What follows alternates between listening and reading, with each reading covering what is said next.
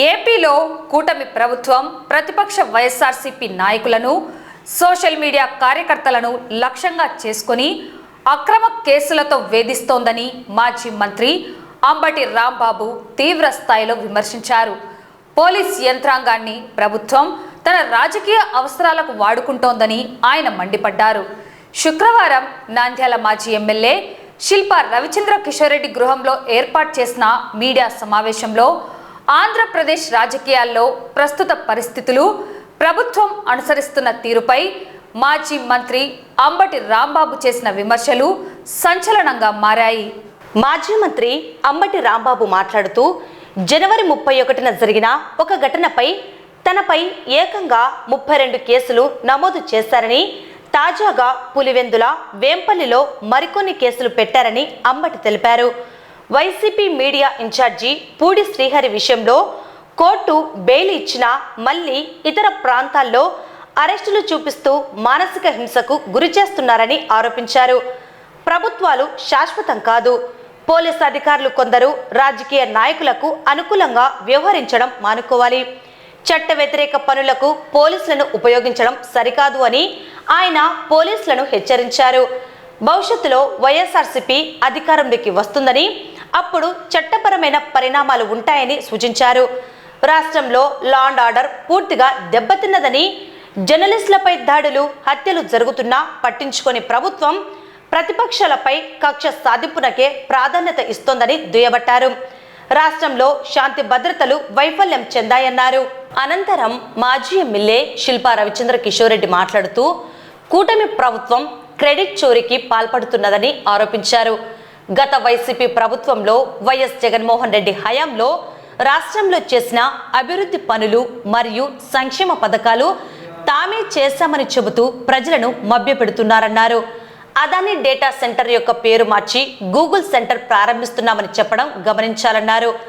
అంతర్జాతీయ కంపెనీలు రాష్ట్రానికి వచ్చి పెట్టుబడులు పెట్టడానికి ముందుకు వస్తే ఆ కంపెనీ సంబంధిత మాటలు మాట్లాడాలని, అయితే ఈ కూటమి నేతలు నారా లోకేష్ అసంబద్ధ వ్యాఖ్యలు చేయడం సరికాదన్నారు.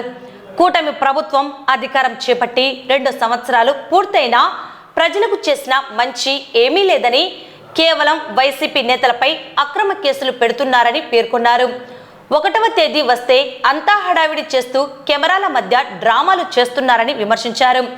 ముఖ్యమంత్రి చంద్రబాబు నాయుడు తను హైదరాబాద్ నిర్మించానని చెబుతుంటే, ఆయన తనయుడు లోకేష్ అమ్మఒడి పథకం తన మదిలో మెదిలిన పథకమని చెప్పడం హాస్యాస్పదంగా ఉందన్నారు. వీరు ప్రజలకు చెప్పినవి అనేకం, చేసేవి శూన్యమని ఎద్దేవా చేశారు. ఇచ్చిన హామీలు నెరవేర్చాలని ప్రజలు ప్రశ్నించేసరికి రాష్ట్రంలో ఏదో ఒక చోట వైసీపీ నేతలపై దాడులు, కేసులు నమోదు చేసి డైవర్ట్ రాజకీయాలు చేస్తున్నారని విమర్శించారు. ఎల్లప్పుడూ కాలం మీ వైపే ఉండదు, మళ్ళీ గాలి మారుతుందని, 100% మా వైపు ఉంటుంది. 3 సంవత్సరాల తర్వాత వైసీపీ అధికారంలోకి వస్తుంది. అప్పుడు టీడీపీ నేతల పరిస్థితి ఎలా ఉంటుందో ఒక్కసారి గుర్తుంచుకోవాలని హెచ్చరించారు. గ్రామాల్లో ఒకరిపై ఒకరికి చిచ్చులు పెడుతున్నారని అన్నారు. ప్రజలకు ఇచ్చిన హామీలను కూటమి ప్రభుత్వం నెరవేర్చాలని కోరారు. ఆంధ్రప్రదేశ్ లో ప్రతిపక్షంగా ఉన్నటువంటి వైఎస్ఆర్ కాంగ్రెస్ పార్టీని రాజకీయంగా ఎదుర్కోలేక పోలీసు యంత్రాంగాన్ని ఉపయోగించి ఫాల్స్ కేసెస్ పెట్టి ఇబ్బంది పెట్టి అణచాలనేటువంటి ప్రయత్నం పెద్ద ఎత్తున జరుగుతూ ఉంది. ముఖ్యంగా డిఫాక్టో సీఎం గా ఉన్నటువంటి నారా లోకేష్ గారు ఇదే పనిగా ఉన్నారు. పోలీస్ వ్యవస్థను ఉపయోగించి వైఎస్ఆర్ కాంగ్రెస్ పార్టీ నాయకుల్ని, సోషల్ మీడియాలో పనిచేస్తున్నటువంటి వ్యక్తుల మీద తప్పుడు కేసులు పెట్టి వేధించాలనేటువంటి ప్రయత్నం చేస్తున్నారు. నేను మీకు ఒక ఉదాహరణ చెప్తాను. నేను జనవరి 31వ తారీఖున చంద్రబాబు నాయుడు గారిని దూషించానని, అనరాని మాటలు అన్నానని నా మీద కేసు పెట్టారు. చిత్రం ఒక కేసు కాదు, 36 కేసులు పెట్టారు. మళ్ళా దానితో పాటు నిన్న పులివెందుల్లో ఒకటి, వేంపల్లిలో ఒకటి 2 పెట్టారు. దానికి విచారణకు వెళ్ళి నిన్న హాజరై వచ్చాను. ఇంకొక విషయం చెప్పాలి మీకు. పూడి శ్రీహరి వైఎస్ఆర్ కాంగ్రెస్ పార్టీ మీడియా ఇన్ఛార్జిగా ఉన్నటువంటి వ్యక్తి, పార్టీ జనరల్ సెక్రటరీ, ఆయన ఒకసారి అరెస్ట్ చేశారు. దేనికి అరెస్ట్ చేశారంటే చంద్రబాబు నాయుడు గారి మీద పోస్ట్ పెట్టారని అరెస్ట్ చేస్తే కోర్టు వారు బెయిల్ ఇచ్చారు. హైకోర్టుకి వెళ్ళారు. హైకోర్టులో బెయిల్ స్టే చేసినట్టుగా చెప్పారు. ఆ తర్వాత బెంగళూరులో ఉంటే బెంగళూరులో నుంచి పట్టుకొచ్చారు. నిన్న బెంగళూరులో ఆధారపరిచారు సేమ్ కేసులోనే. మళ్ళా చిత్తూరులోని మ్యాజిస్ట్రేట్ హ్యాస్ గివెన్ బెయిల్, అంటే కుప్పంలో ఉన్నటువంటి మ్యాజిస్ట్రేట్ బెయిల్ ఇచ్చాడు. బెయిల్ ఇచ్చింది ఒక వదిలేయాలి కదా. అదే కేసు మళ్ళా same case Nallapadu police station Guntur, Kothapeta police station గుంటూరులో పెట్టారు. సేమ్ ఫ్యాక్ట్స్, సేమ్ కేసు పెట్టి ఆయన గుంటూరు తీసుకొచ్చారు. గుంటూరు ఎవరు కోర్టులో హాజరుపరిచారు. ఇప్పుడు అక్కడ విచారణ జరుగుతూ ఉంది. ఇంకో క్యామెరా చెప్తా, పూరి శ్రీహరిని హాస్పిటల్కి ఎగ్జామినేషన్ తీసుకెళ్ళడానికి ఆటోలో తీసుకెళ్లారు. ఆటోలో తీసుకెళ్లి మళ్ళీ అక్కడి నుంచి కోర్టుకు తీసుకురావడానికి జీపులో వెనక సీట్లో కూర్చోబెట్టారు. అంటే మానసికంగా హింసించాలి అనేటువంటి ఒక ప్రయత్నం. అర్థమవుతుంది కదా అందరికీ. నన్ను అదే విధంగా మానసికంగా హింసించాలని, పూడి శ్రీహరిని అదే విధంగా మానసికంగా హింసించాలని ప్రయత్నం చేస్తున్నారు పోలీసు వారు. నేను పోలీసు వారికి చెప్తున్నా, అయ్యా ప్రభుత్వాలు శాశ్వతం కాదు. తెలుగుదేశం ప్రభుత్వం కలకాలం ఉండదు, మళ్ళా వైఎస్ఆర్ కాంగ్రెస్ పార్టీ అధికారంలోకి వస్తుంది. ఇలా మీరు వ్యక్తుల్ని, లీడర్ని, సమాజంలో గౌరవం ఉన్నటువంటి వ్యక్తుల్ని మీరు ఈ విధంగా హింసించేటటువంటి కార్యక్రమం చేయటం అనేది చట్ట వ్యతిరేకమైనటువంటి అంశం. మీ పాపాలు కూడా పొందుతాయి. ఏదో చంద్రబాబు చెప్పాడనో, లోకేష్ చెప్పాడనో, ఏదో ఎస్పీ గారు చెప్పాడనో, లోకల్ గా ఉన్నటువంటి సిఐలో, డిఎస్పీలో ఇలా మమ్మల్ని హ్యూమిలేట్ చేసేటటువంటి కార్యక్రమం చేస్తున్నారంటే మేము ఎంత బలంగా ఉన్నామో మాకు అర్థం అవుతుంది. ఆటోలో తీసుకెళ్లాల్సిన అవసరం ఏంటి? ఇంకా నేను మోటార్ సైకిల్ మీద తీసుకెళ్ళా, లేకపోతే నడిపించి తీసుకెళ్ళా. ఆ మధ్యకాలంలో రౌడీలని చెప్పి రోడ్డు మీద నడిపించారు. అది కూడా చట్ట వ్యతిరేకం. ఇలాంటి చట్ట వ్యతిరేకమైన కార్యకలాపాలకు పోలీసులను ఉపయోగిస్తున్నారు తప్ప ఈ రాష్ట్రంలో లా అండ్ ఆర్డర్ కాపాడటానికి మాత్రం పోలీసులు ఉపయోగించున్నారు. డైరెక్ట్ గా హత్యలు జరుగుతూ ఉన్నాయి. మొన్నగా పత్రికా విలేకరిని నడిగొట్టు మీద నరికేశారు. లా అండ్ ఆర్డర్ ఎట్లా ఉందో అర్థమవుతా ఉంది. మొన్న ఒక విలేకరిని కొట్టారు.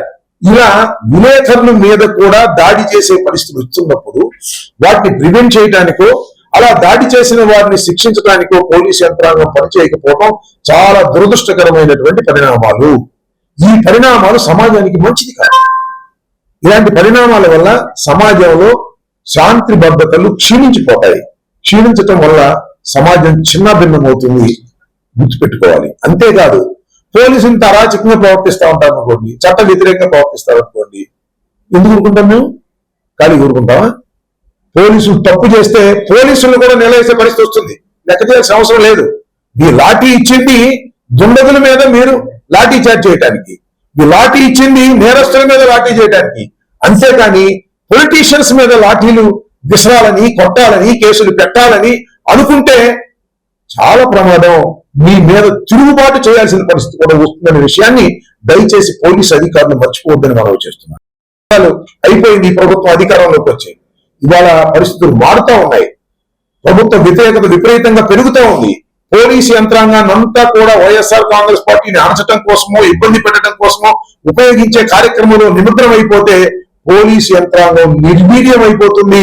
అలాంటి పోలీసు యంత్రాంగం అంటే భయం లేని పరిస్థితి, అవసరమైతే తిరుగుబాటు చేసే పరిస్థితి కూడా వస్తుందనే విషయాన్ని పోలీసు యంత్రాంగం, ముఖ్యంగా ఐపీఎస్ అధికారులు, ఇండియన్ పోలీస్ సర్వీస్ చాలా కష్టపడి మీరు చదువుకొని ఐపీఎస్ అయ్యి లా అండ్ ఆర్డర్ కాపాడతామని ప్రమాణం చేసి మీరు అధికారంలోకి వచ్చిన వాళ్ళు ఎవరికి చెంచాల్లాగా పనిచేయటం అనేది చాలా దురదృష్టకరం.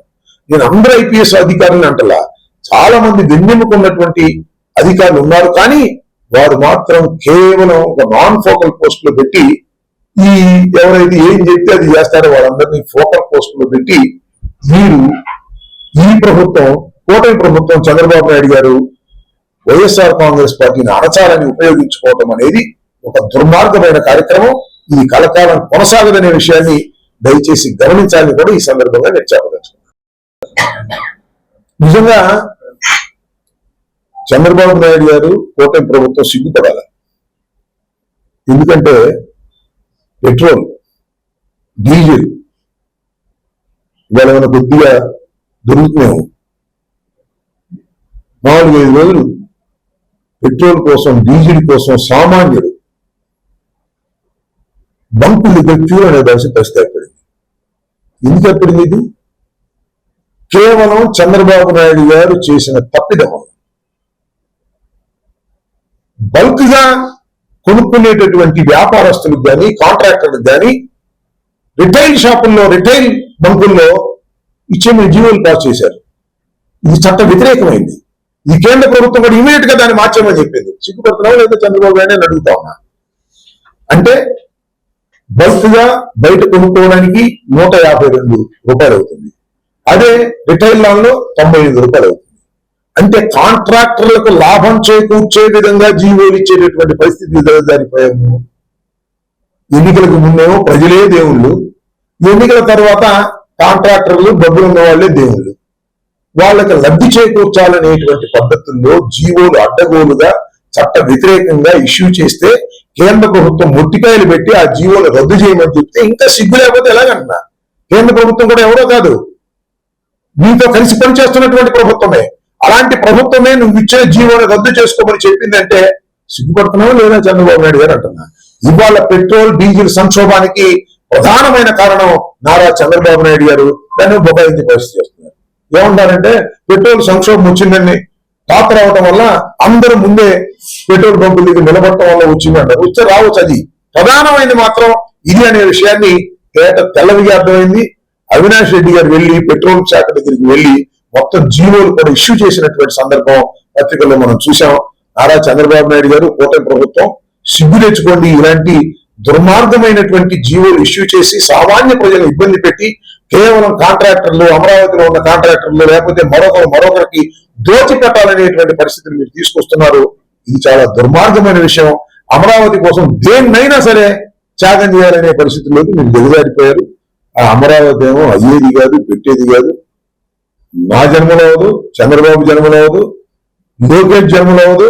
ఎన్ని జన్మలు ఎత్తినా ఆ అమరావతి అనేది పూర్తి అయ్యేటటువంటి అంశం కాదు. ఎందుకంటే కారణం చంద్రబాబు నాయుడు అంత పెద్ద ఎత్తున అమరావతిని నిర్మించాలని ఎత్తుకోవటమే దీనికి ప్రధానమైన కారణం. చాలా దుర్మార్గమైన డిసిషన్స్ చంద్రబాబు నాయుడు గారు తీసుకున్నారు. తీసుకోవడం వల్లే అమరావతి పూర్తయ్యే పరిస్థితి లేకపోగా అమరావతి అనేది నిత్యం మన దోచుకునే విధంగా ప్రవర్తించే విధంగా చేస్తుంది. ఖజానాకు బొక్కలు పడే విధంగా చేస్తుంది. ఇప్పటికే 75,000 కోట్ల రూపాయలు అక్కడ ఖర్చు పెడుతున్నారు. ఇప్పుడు ఆల్రెడీ టెండర్ వేసి మొత్తం 2 లక్షల కోట్లు ఇవ్వాలంచనాల ప్రకారం. మరి రాను ఎంత పెరుగుతుందో తెలియదు మనకి. ఈ విధంగా అమరావతి పేరుతో దోచుకునేటటువంటి కార్యక్రమం చేస్తున్నటువంటి చంద్రబాబు నాయుడు గారు ఇప్పటికైనా ఆలోచించండి. ప్రజలు మిమ్మల్ని క్షమించరు. మీరు ఇస్తున్నటువంటి ఈ తప్పుడు జీవోల గురించి లేదా మీరు చేస్తున్నటువంటి ఈ తప్పుడు విధానాల గురించి ప్రజలు చాలా తీవ్రమైన వ్యతిరేకత ఉన్నారనే విషయాన్ని మీరు గమనించి పునరాలోచించుకోవడం మంచిదని మాత్రం ఈ సందర్భంగా చెప్పవచ్చు. ఈరోజు రాష్ట్రంలో కూటమి ప్రభుత్వం ఏర్పడి దాదాపు 2 సంవత్సరాలు పూర్తిగా వస్తున్న పరిస్థితుల్లో మరి 2 సంవత్సరాలుగా మీరందరూ కూడా గమనిస్తున్నారు, ప్రజలందరూ కూడా చూస్తున్నారు. ఎన్నో ప్రగల్భాలు పలికి ఎన్నో మాటలు చెప్పి అధికారం చేపట్టినటువంటి ఈ కూటమి ప్రభుత్వం ఒక్కటంటే ఒక్క మాట కూడా ఈ రోజు నెరవేర్చుకోకపోగా జగన్మోహన్ రెడ్డి గారు ఏవైతే మంచి పనులు చేసినారో ఆ పనులన్నీ కూడా తాము చేసినట్టుగా ఈరోజు చెప్పుకోవడం అనేది నిజంగా సిగ్గుచేటు అని చెప్పేసి ఈ రోజు నేను తెలియజేయవచ్చు. ఎందుకంటే కూటమి ప్రభుత్వం అధికారం చేపట్టినప్పటి నుంచి ఏం చేశారయ్యా మీరు అని చెప్పేసి ప్రజలు అడుగుతుంటే వైఎస్ఆర్సీపీ పార్టీ నాయకుల మీద కేసులు పెట్టడం తప్పితే మేము ఈ రోజు వరకు ఎటువంటి మంచి పనులు ప్రజలకి చేయలేదనే వాస్తవాన్ని ఈ రోజు ప్రజలు గుర్తిస్తున్నారనేది సుస్పష్టంగా కనపడుతోంది. ఎక్కడా కూడా ఎన్నో మాటలు చెప్పారు, ఎన్నో ప్రగల్భాలు పలికారు. మేము అధికారంలోకి వస్తే సూపర్ 6 అమలు చేస్తామని చెప్పేసి మాటలు చెప్పారు. కానీ ఈ రోజు ఒక్కటంటే ఒక్క హామీని కూడా ఈ రోజు నెరవేర్చుకోలేనటువంటి దిక్కుమాల పరిస్థితిలో ఉంది. 2 సంవత్సరాలు కావస్తుంది ఈ రోజు వరకు ఒక కొత్త పెన్షన్ ఇచ్చినటువంటి పాపాన పోలేదు ఈ కుటుంబ ప్రభుత్వం. పైగా ఒక కొత్త ఇల్లు ఇచ్చినటువంటి పరిస్థితి లేదు. ఒకరికి కొత్త స్కీమ్ ఇచ్చినామని చెప్పి చెప్పుకునేటువంటి పరిస్థితి లేదు. మహిళలకు ఇస్తామన్నటువంటి 1,500 రూపాయలు ఈ రోజు వరకు దాని ఊసే ఎత్తనటువంటి పరిస్థితి. కానీ 1వ తేదీ వచ్చిందన్న వెంటనే ఎక్కడో ఒక చోట డ్రామా చేయడానికి ఒక 30 కెమెరాలు అడ్డు పెట్టుకొని అక్కడికి వెళ్ళి మేమంతా చేసేస్తున్నాము, ఇంత చేస్తున్నాము అని చెప్పేసి చెప్పుకోవడం తప్పితే ప్రజలకి ఈ రోజు వరకు ఒక మంచి కార్యక్రమం లేదు. నిన్ననే రాష్ట్ర వ్యాప్తంగా ఏదో గూగుల్ డేటా సెంటర్ ని మేము ప్రారంభిస్తున్నామని చెప్పేసి ఒక వేదిక మీద నుంచి మాట్లాడడం జరిగింది.